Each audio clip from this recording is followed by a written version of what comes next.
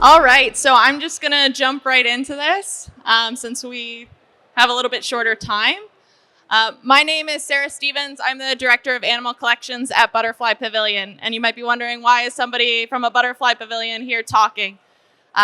We actually run an invertebrate zoo. So any animal that doesn't have a backbone, that's within our wheelhouse. So 97% of all animal species, that's what we take care of at Butterfly Pavilion.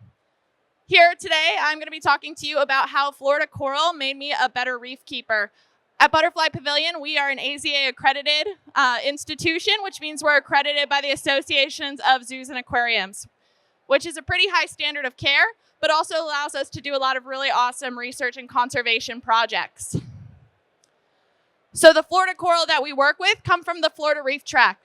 Even though the Florida Reef Tract is off the coast of the continental United States, a lot of people don't really pay much attention to it, mostly because we don't get to see those coral in the hobby, right? We get to play with Indo-Pacific corals a lot, so they have a lot of meaning to us, but we don't really get to play with our Florida corals. And that's due to legislation and the fact that the US government didn't really allow for collection of Florida corals past the 1970s.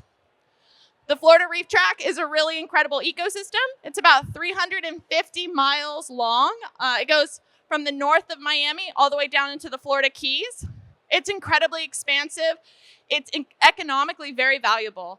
So every year it generates about $8.5 million in tourism, ecological services to Florida. So this is not only a conservation concern, but it's an economic one when it's in peril. Also, since the 1970s, 1960s, over 75% of Florida's coral have been lost.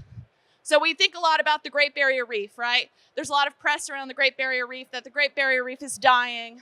Only about 50% of the Great Barrier Reef's corals have died. 95% of Florida's are gone. So it's even more imperiled, and it gets so little attention for being as imperiled as it is. So in 2014, a really nasty disease cropped up in the Florida Reef Tract. Now, since the 1970s, disease has impacted the Florida Reef Tract, but it's usually only impacted about 2 to 3% of the coral species there. The Stony coral tissue loss disease, which was this new disease, showed up in 2014 and was unprecedented in how many species of coral it impacted. It impacted over 20 reef-building species. It impacted several species that we really hadn't seen disease impacting before. If a coral got it, it had a 66 to 100% mortality rate. And it was incredibly contagious, so it would very easily spread from coral to coral. Some species within the Florida Reef Tract lost 90% abundance. So what do you do when you've got something like that? Stony coral tissue loss disease not only was highly contagious, it acted quickly. So here's some photos of disease degradation and tissue recession. Within a month, you could lose large colonies of coral that had taken decades to centuries to grow. And that's really disconcerting when you have so much relying on these coral to survive. Stony coral tissue loss disease was very different than a lot of the diseases we've seen crop up in the Florida Reef Tract. The loss rate was incredibly fast. It had very distinct lesions that would expand either from the periphery, the center of the coral, or the very base of the coral. And the cause still remains unknown, which there have been tons of agencies, universities, zoos, things like that working on figuring out what this disease is, and we still don't really know what's the cause of it. So how do you combat a highly contagious, high mortality disease quickly? You farm it out. So Florida had been working on this for years. Starting in 2014, they had been working on combating everything in situ. So in situ in conservation just means in the habitat. Whereas if you take something out of that habitat and do research on it, that's called ex situ. So the work that I get to do with the Florida Reef Tract is ex situ work. The coral I work with are no longer in their native habitat. So Florida did most of that work in situ for years before about 2018. In 2018, they realized they could not stop the spread of this disease. It was going too quickly. They were losing too many coral, and they were really worried that we were going to lose this national treasure. So they decided they needed a gene bank. They needed to pull as many coral as they could that were healthy ahead of this disease zone. And so they worked on doing that. Their goal was 5,000 coral to get them out of that ecosystem, to have enough genetic diversity to be able to restore the Florida Reef Tract in the future. We got to about 2,000. In 2018, FWC NOAA reached out to AZA, and they said, look, you guys know how to take care of coral. You've got large facilities, and you're really good at keeping records, because a lot of animal care is keeping records. So they knew that we would be able to keep the coral and track as much information as possible about them. AZA reached out to all the zoos and aquariums. There's about 236 AZA accredited institutions within North America. And they said, hey, we need help. Who has space? Who has staff? Who has skill set? Who has the time? We can't give you anything to participate in this project. This was entirely altruism based. It was all volunteered. So 20 different zoos and aquariums stepped up and said, we can make the space, we can find the resources, we can give you our staff time. Butterfly Pavilion in Westminster, Colorado was one of those institutions. So all of the institutions that are holding facilities are listed here on this map. So this is the AZA-Florida Reef Tract Rescue Project. All of these institutions across the country are holding various numbers of corals in their care. These systems had to be biosecured. You couldn't mix them with your Indo-Pacific coral because they could one day go back out into the ocean. We also had to make sure that we had the time and training to be able to care for them. So Butterfly Pavilion, we came on as a secondary holder. We didn't have the space, but we had the expertise and we wanted to support the program. So I worked for months trying to figure out a spot in our facility where we could put this biosecure system, because our back of house space is pretty small. We're only a 32,000 square foot facility. So it ended up being in a hallway. It was a hallway right outside of a bathroom, and we put all of our coral out on exhibit, which was, most people had been keeping their coral behind the scenes, because when we were getting these coral, we didn't know what to expect. We didn't know if the coral were going to be damaged, if they were going to have disease. You don't want to be a public institution and have a coral receding in front of your guest's eyes. But we felt it was really important. This was the space we had, and we figured we could use it as a learning opportunity, that we could explain what was happening, we could talk through what was happening, and we could share with full transparency with our guests what research actually looks like, and that sometimes it goes wrong when you're trying to do right. So how do you fast track husbandry knowledge? We know we've been keeping Indo-Pacific corals in the hobby. It really took off in the 1980s. So we've been getting to work with them for decades. But only a few institutions have ever worked with Caribbean coral before, and their husbandry is very different than Indo-Pacific coral. There's a lot of similarities, but the coral, the more we've learned, the more we've really become to appreciate how unique they truly are. So every week we would get on a phone call with every other holding institution, with government agencies, with advisors, and we would all talk through what was happening, what we were seeing with our coral, what we were doing right, what we were doing wrong. Really, the greatest part of this was the active communication, being really upfront and honest with what we were seeing, vulnerability, being willing to put your ego aside and say, hey, I don't know what's going on with these coral. I've tried everything and I can't figure out an answer, and farming it out to a group of peers that you could trust and respect, that wouldn't take that as a sign of you being wrong or you not knowing enough, but take it as it is, that these corals sometimes did suck. They sometimes were the worst. They just would be problem children. They wouldn't do what you'd expect them to do. They'd be frustrating. And you had a group of peers who you could commiserate with, who understood. And because of that, we were able to put into records care for these coral, making up for decades of work that had been done for Indo-Pacific. So February 2020 came around, And that was when we got our coral in. So I'd been prepping for months to have these corals, setting up the system, sterilizing and disinfecting everything. This is out on exhibit at our facility. The tank is a little bit different now, but this was our original tank. When the coral showed up, there was damage. These are large colonies being shipped from Florida. Damage is going to happen. So we had to assess everything. We had to take records. We had to measure.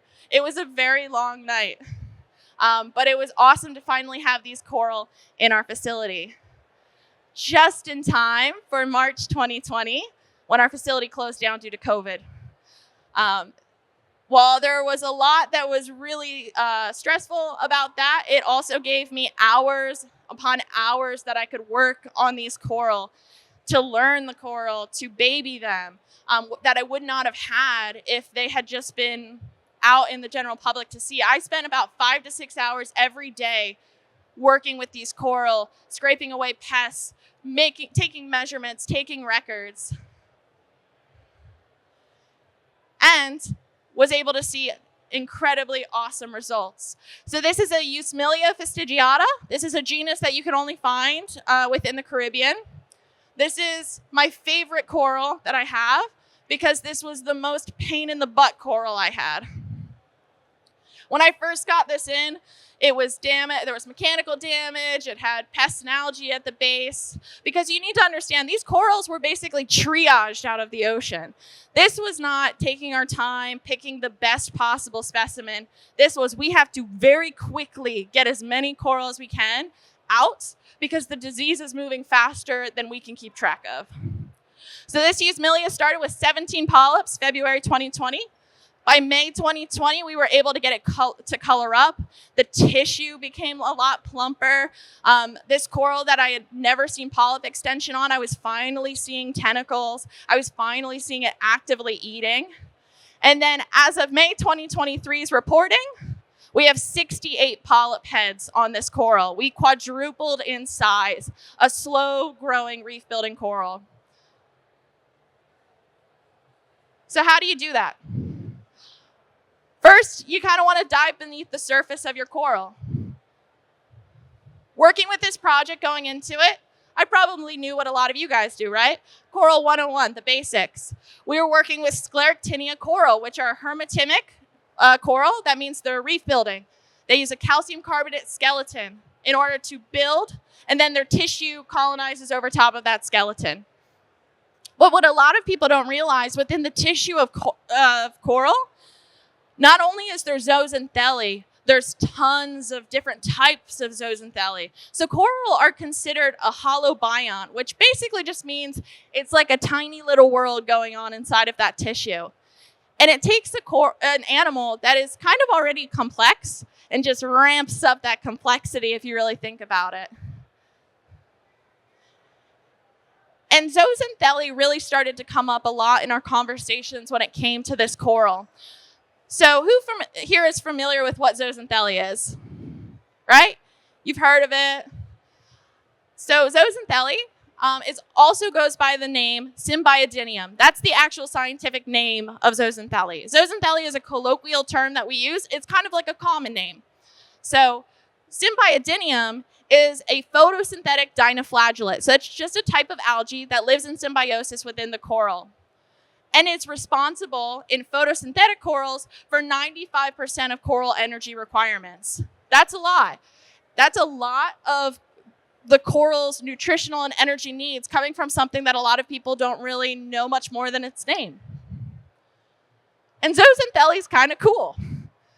So there's actually different species or clades of zooxanthellae that do different things. So different types of zooxanthellae can improve thermal tolerance, which means that they're better able to handle spikes in high temperatures.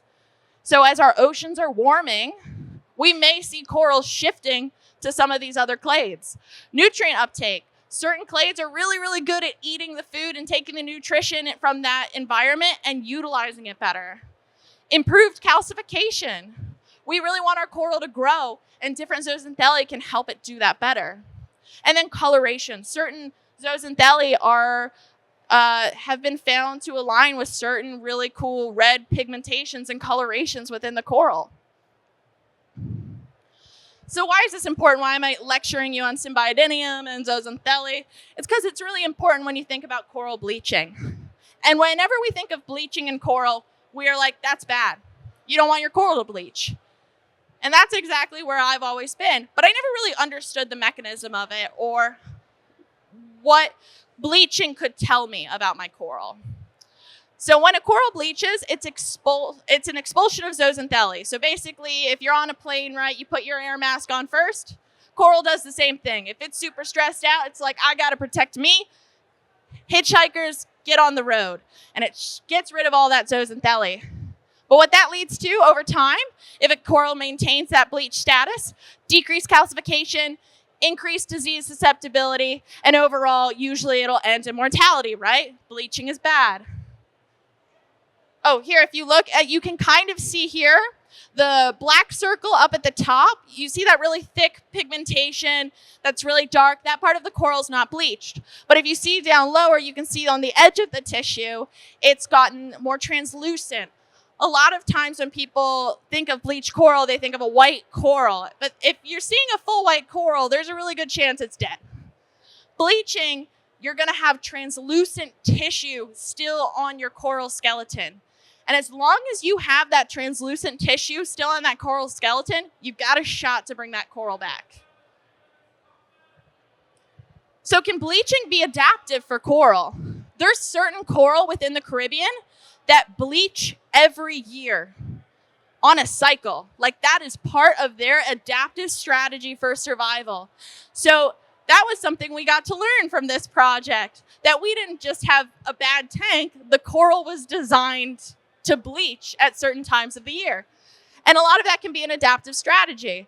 So if clade C is the most common, but it's not what I need because temperatures are getting higher, I can dump some of my zooxanthellae and regrow back the zooxanthellae that's going to be better suited for my environment. And that's called symbiont flexibility or shuffling. But it just also shows that coral is incredibly adaptable and that zooxanthellae is really important to what's happening within the coral and how that adaptability happens. So we look in bleaching in a closed system. We can talk about bleaching in the ocean. We need to reduce stressors, things like that. But we can't really control that. Bleaching in a closed system, though, we can. Usually when you first get a coral, there's always a chance it can bleach because there's a difference in temperature, lighting, or salinity. Those are the big things we usually see that cause bleaching when we're looking at a new coral in a system. So right here, this is a Pseudodiploria strigosa. When we first got it in, we call them peasters, both of our peasters bleached. And you can see in the circle, there's some striation of pigmentation. Those are areas where there is still zooxanthellae in the coral. So I would have counted this coral as probably being 95% bleached. It's almost completely translucent, but there's still a little bit of that brown pigmentation.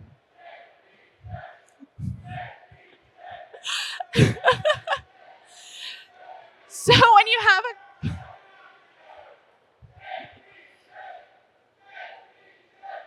should we shout something back?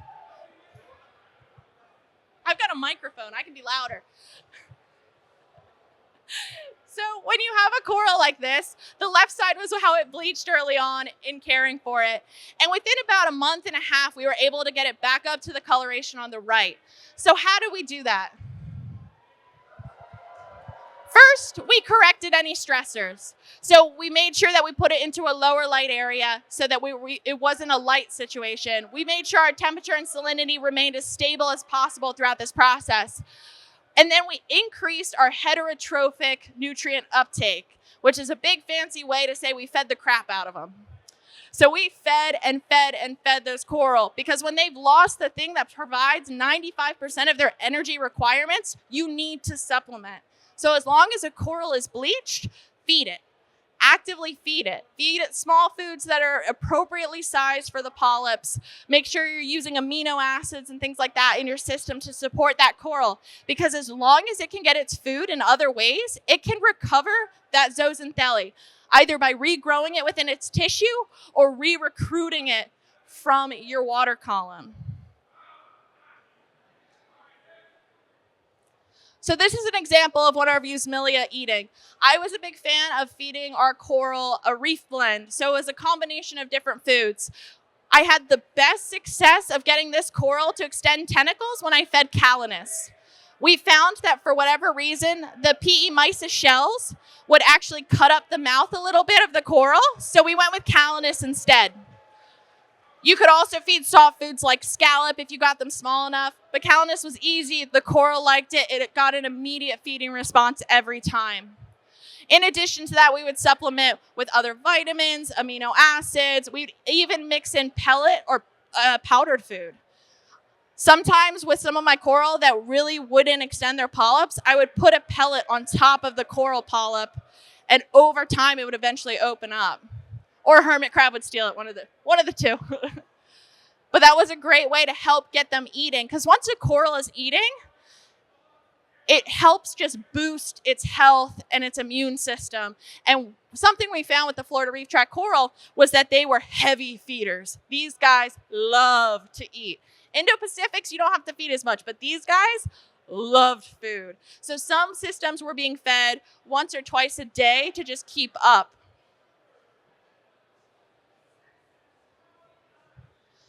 So another thing to be aware of, when it comes to coral, it's important to catch it early and act quickly. Things go wrong fast with coral, and the best way you can prevent them is from looking at your animals. It's not just a pretty tank. You are curating a living collection of things. So you want to make sure that you are keeping an eye. And I can walk by my tank now. I've spent so much time looking at these darn coral that I can see a tiny tear in the tissue because I've just seen them enough that I can just know something's wrong. And that's important because I can treat it early. It's easier to fix a problem when it's small than when it's blown out of proportion. So how do you look at your coral? When we first got our coral in, it was really important for us to assess the coral to create strategies to help recover. So you can see at the top, we had tissue deterioration that came from physical trauma. We could tell it was physical trauma because the skeleton underneath was damaged as well. You could very clearly see what happened. But at the base of the coral, we could see some minor tissue recession. There was no obvious signs of damage, meaning that it was most likely a tissue recession symptom. In addition, all around the base of the coral was epiphytic growth and pests. That just means there was stuff growing on the skeleton. And that over time can start to pick away. It can irritate the tissue. It's why you want to keep your coral skeletons clean if you can. So how do you tackle that? Well, if you've got just physical trauma to your coral, say you just dropped your coral while moving it into a new tank and you damaged the tissue. Not the end of the world. Coral is surprisingly resilient. Feed it. Keep your parameters stable. Stability is crucial. Freshwater is designed for fluctuation. Oceans are stable. They've been stable for millennia. They don't change easily. The animals within them don't change easily. On top of extra feeding, we would do iodine dips. Basically, iodine dips were just a preventative antibiotic. It just helped prevent secondary infections, so we didn't have to dose with stronger antibiotics. And those are things like Lugol's dips, things that are very available in the hobby that you can do. It's a preventative 10 to 20 minute dip, and it was really helpful in ensuring that nothing else took over. For epiphytic growths and pests, usually it was just mechanically removing them. So spending hours scraping away at coral skeletons, scraping away at all the algae, trying to make sure that we had got as much of it away as we could. Dental tools are super cheap on Amazon. I think you can get a kit for like $7, and they're designed for cleaning calcium-based surfaces. So you can scrape with a dental tool and totally knock out all of that algae in those tiny little spots. You can knock out vermitid snails and things like that really simply. And once you've got it cleaned, it's pretty easy to keep it from regaining pests. Oh, also on top of that, we would sometimes use epoxy and glue. So if I had like a gall crab in a hole, I could just glue over that hole and he would never come out to cause damage again. It seems a little mean, but when you're working with endangered coral, you just got to do what you got to do. That crab is a little less important. Also, what you can get is you can get algae that colonizes within the actual skeleton of the coral, which could cause a lot of damage. So what you can do if you're seeing some tissue recession or areas of irritation is you can make a boundary of super glue, cyanoacrylate, to help support and make sure that that algae isn't getting the sustenance it needs to keep growing. Finally, tissue margin recession. So this project and working with these coral wasn't always easy. We would sometimes see tissue recession.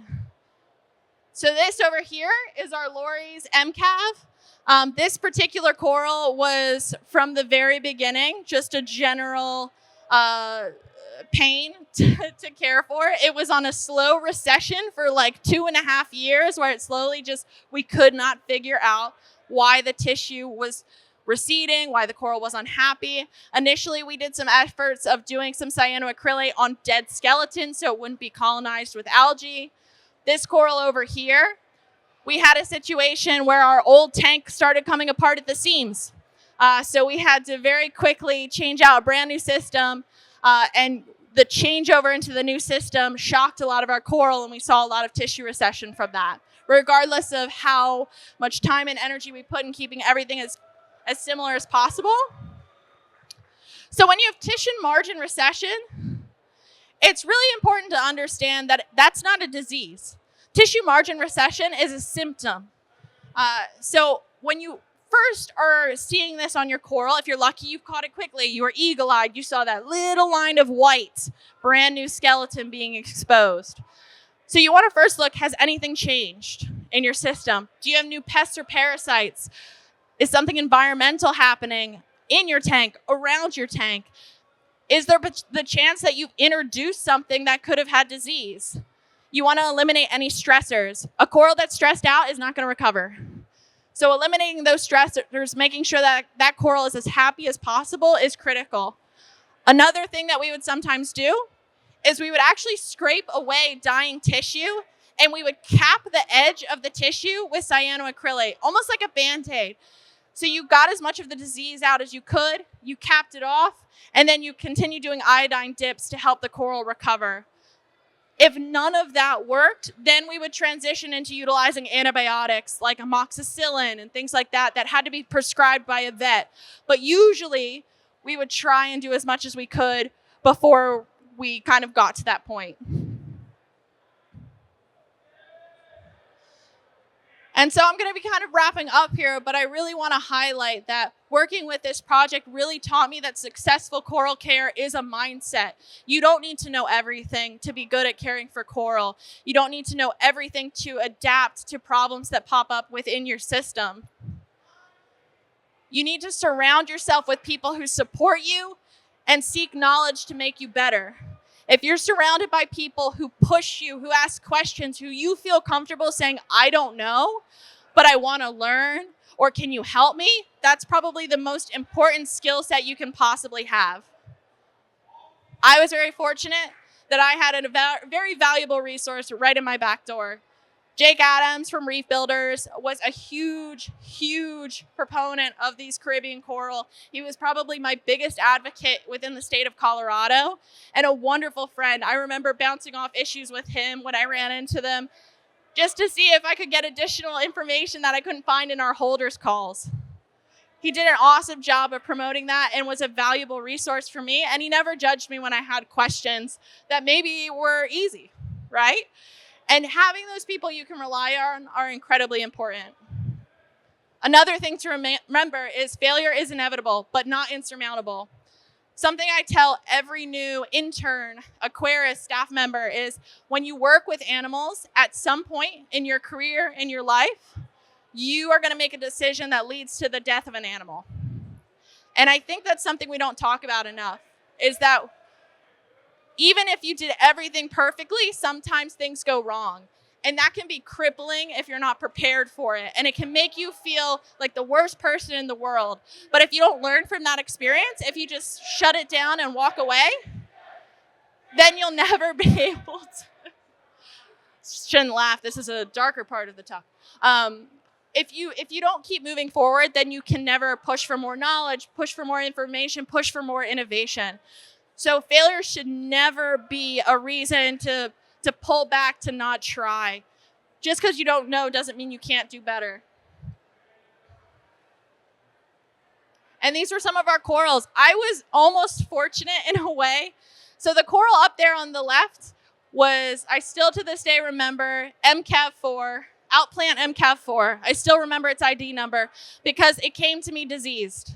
I had to immediately quarantine, and within my first 2 months of caring for this coral, it died. And I felt like the lowest person in the world because I just killed this super incredible imperiled coral.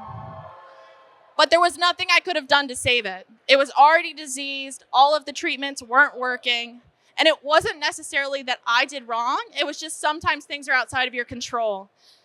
But it was really freeing once I had that happen because I was able to take a step back and realize that blaming myself wasn't going to fix anything. I could just use this as a teaching opportunity to catch things earlier, to catch disease earlier, to do better. And it also built an empathy.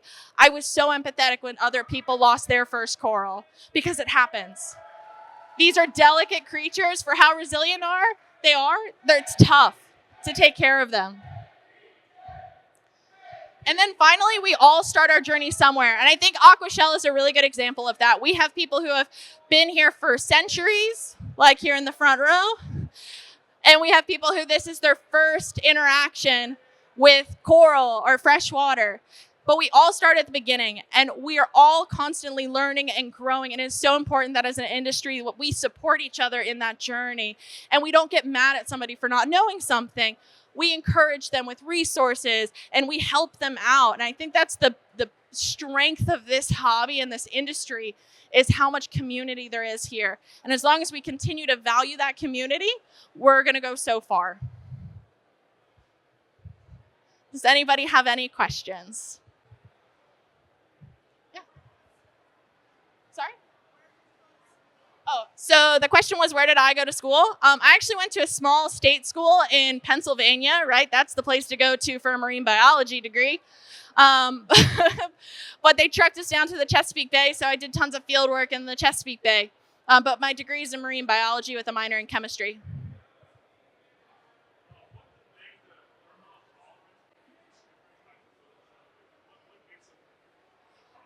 Oh, so what makes different clades of like Symbiodinium tolerant to thermal?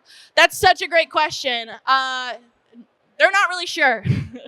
So there is still so much going on with Symbiodinium.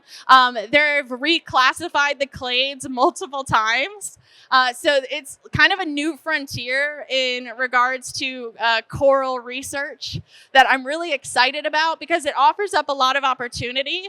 There was even some thoughts, and they're not sure, that the stony coral tissue loss could have been associated with zooxanthellae because it is able to transfer from different corals. So it's more they're currently in the stage of, we don't know why, but we know it does that.